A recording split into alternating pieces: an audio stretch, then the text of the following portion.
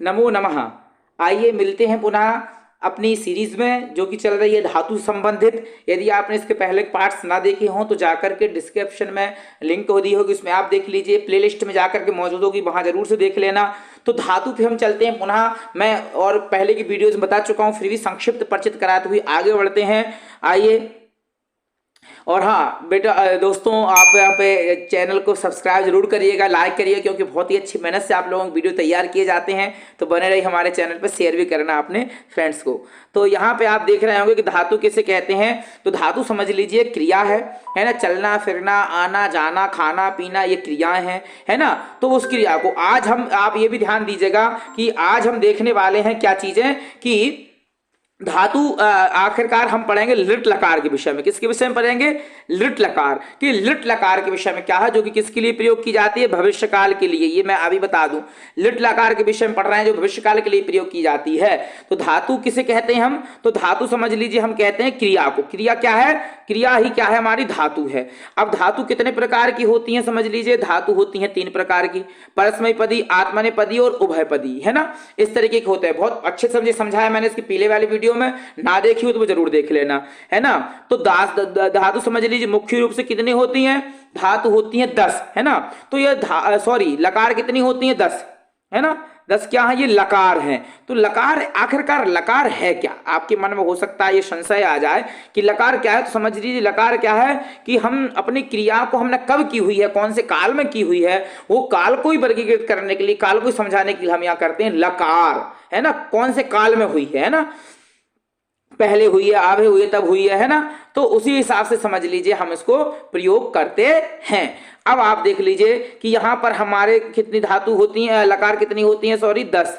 कितनी होती है? 10 लकार होती हैं। लेकिन हमें पढ़नी कितनी है? 5। एग्जाम में हर चीज में कंपटीशन में पूछने वाली 5 ही लकार हैं। तो कौन सी है? लट लकार है, जो कि हम वर्तमान काल में प्रयोग करते हैं। भवति, गच्छति, है ना, और पठति, इस तरीके के रूप चलते हैं, जो कि मैं पढ़ा भी चुका हूं लट लकार को। आज हम पढ़ेंगे लिट लकार के विषय में। लिट लकार के विषय में समझेंगे लिट लकार के किस तरीके के रूप होते हैं, क्या होता है। तो चलिए आइए अब हम देखते हैं आगे की तीसरी कौन सी लकार है? लंग लकार, जो कि कब प्रयोग की जाती है? भूतकाल के लिए की जाती है। इस पे भी, जिससे भी हमारे सब चीजों में वीडियोस आएंगे, देखते रहिएगा, है ना। सब पे बनी हुई है, तैयार हैं, आप जाकर के चेक कर लेंगे। और इसके बाद में यहाँ पे आप देखेंगे कि चौथी कौन सी लकार है आपकी। तो चौथी लकार है आपकी लोट लकार, जो कब प्रयोग की जाती है? आज्ञा हम किसी को देते हैं या प्रार्थना करते हैं, उस अवस्था में समझ लीजिए लोट लकार प्रयोग की जाती है। भवतु, गच्छतु, पठतु, इस तरीके से करके इसके रूप चलते हैं। Very good.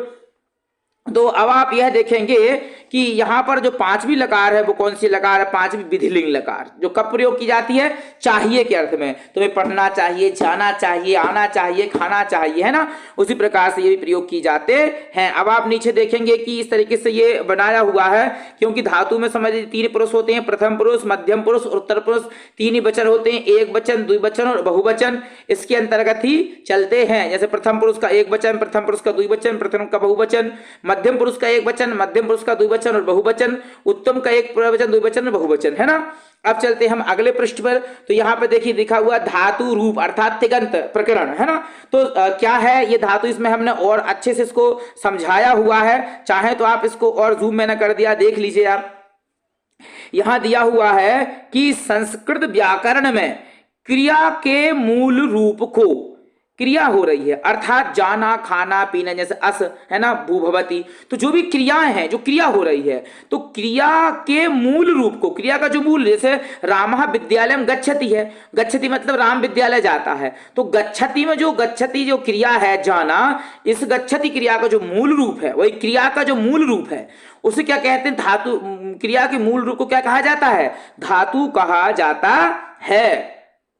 ठीक है ना। हो तो एक बार आप फिर से इस चीज को समझ लीजिए। संस्कृत व्याकरण में क्रिया के मूल रूप को क्या कहते हैं? धातु कहते हैं। समझ में आया? जैसे गच्छति, भवति में तो होता है, पश्यति माना देखता है, तो पश्यति देखता है, जो ये क्रिया है, इसका जो मूल रूप क्या है? वो दृश्य धातु है ना। धातु कहा जाता है। जैसे क्री, भू, स्था, है ना, अन इत्यादि आपको यहाँ पे धातु दी गई। स्था, अन, ज्ञा, युज, गम, मन, ये क्या है, ये धातु के मूल रूप है ना, क्रिया के मूल रूप हैं। तो यही क्या कहलाती है, क्रिया कहलाती है। चल अब चलते हैं हम आगे। अब हम क्या पढ़ रहे हैं यहाँ पर, समझ लीजिए, यहाँ मैंने इसी में करेक्शन कर दिया है, ये लट लकार का था। क्यों, क्योंकि ये सेम ही होते हैं, है ना, एक जैसे होते हैं, इसीलिए समझाने के लिए, बताने के लिए कि आपको कठिन से ना लगे, इसी में मैं आपको समझा दूं और इसी से आप समझ जाएं। तो आप मित्रों ये जरूर ध्यान से देख लेना कि लट लकार का प्रयोग की जाती है। मैं पहले भी बता चुका हूं इसी वीडियो में कि लट लकार का प्रयोग की जाती है, तो लट लकार की जाती है भविष्य काल के लिए, है ना, भविष्य काल। तो समझ लीजिए भविष्य में जो आधा शा और या लगा हुआ है, भविष्य में आधा षटकोण वाला सा जहां रहेगा या रहेगा, अगर ऐसा कोई धातु रूप में क्रिया में लगा दिख रहा है तो आप समझ जाना कि यह क्रिया कौन सी काल की है, भविष्य काल की। भविष्य में भी आधा सा लगा होता है। भविष्य जब हम लिखते हैं तो आधा शा ही तो लिखते हैं भविष्य लिखने में, भविष्य, और ऐसे लास्ट में रहता आधा शाया। तो भविष्य काल जब श लग जाए समझ रहा ना, ये भविष्य काल की लकार है। और दूसरा बात, भविष्य काल में होने वाली कौन सी लकार होती है, तो भविष्य काल में आपको प्रयोग की जाती है लट लकार, लिट लकार। कौन सी क्रिया की जाती है, लिट लकार, है ना। ला, लट हो गया लट वर्तमान काल, और वर्तमान आज में कुछ थोड़ा सा कुछ जुड़ गया तो बन जाता है क्या हमारा भविष्य। Very good. तो भविष्य काल में प्रयोग की जाती है कौन सी लकार, लिट लकार प्रयोग की जाती है। और ऐसे भी पुरुष तो सब में एक जैसे ही रहते हैं। अब आपको क्या करना है, इसमें भी समझ लीजिए तीता, अंति, सीथा था, आमी, आवह, आमह, इतना यदि आप याद रखेंगे तो ये भी समझ लीजिए आपको वही श लगा करके आप दृढ़ लकार के रूप तैयार कर सकते हैं। बिल्कुल मिले जुले ही होते हैं, जैसे पठिष्यति, पठिष्यतः, है ना, देखो यहाँ पे दिए हुए हैं पठिष्यति, पठिष्यतः, पठिष्यन्ति, पठिष्यसि, पठिष्यथा, पठिष्यत, पठिष्यामि, पठिष्यावा, पठिष्यामा। बस बीच में क्या लगा देना है, आपको श लगा देना है, और सीधा का सीधा ये पूरा किसके जैसे हो जाएगा, वर्तमान काल जो कि लट लकार में प्रयोग होती है उसके जैसे ही ये हो जाता है।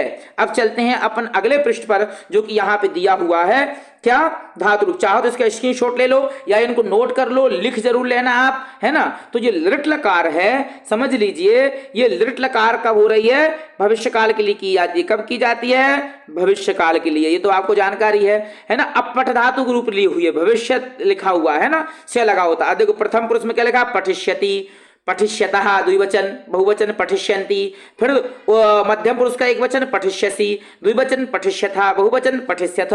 उत्तम पुरुष का एक वचन पठिष्यामि, द्विवचन पठिष्यावा, बहुवचन पठिष्यामा। तो बस सिंपल से ऐसे ही आप अगर देखते जाएंगे, तैयार कर जाएंगे, तो धातु रूप समझ लीजिए बहुत छोटी चीजें, बड़े ही अच्छे से आप इसको याद तैयार कर सकते हैं। ऐसे वीडियोस देख लीजिए, हमारी सारी चीजें जो उपलब्ध हैं। बने रहिए सौरभ संस्कृत चैनल पे, सब्सक्राइब करना ना भूलिएगा, लाइक कर दीजिए, और जो आपको अच्छा लगा हो कमेंट करके जरूर बताना। तो आप यहाँ बताइए कि कमेंट करके कि लंग लकार का प्रयोग की जाती है, क्योंकि आगे मैं लंग लकार बताने वाला हूं। तो कमेंट करके बताओ कि लंग लकार कौन से काल में प्रयोग की जाती है। फिर मिलते हैं अगले वीडियो में।